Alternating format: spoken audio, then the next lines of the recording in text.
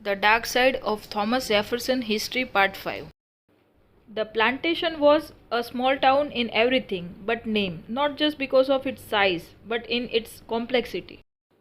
Skilled artisans and house slaves occupied cabins on Mulberry Row alongside hired white workers. A few slaves lived in rooms in the mansion's South Dependency Wing. Some slept where they worked. Most of Monticello's slaves lived in clusters of cabins, scattered down the mountain and on outlying farms. In his lifetime, Jefferson owned more than 600 slaves. At any one time, about 100 slaves lived on the mountain. The highest slave population in 1817 was 140.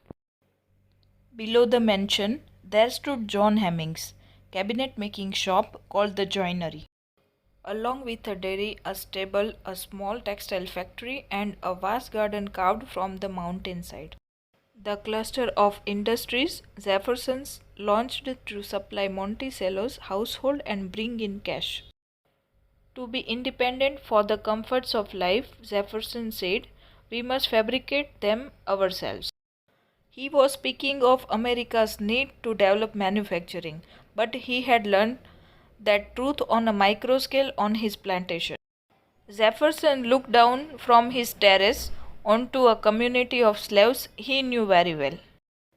An extended family and network of related families that had been in his ownership for 2, 3, or 4 generations. Though there were several surnames among the slaves on the mountain top.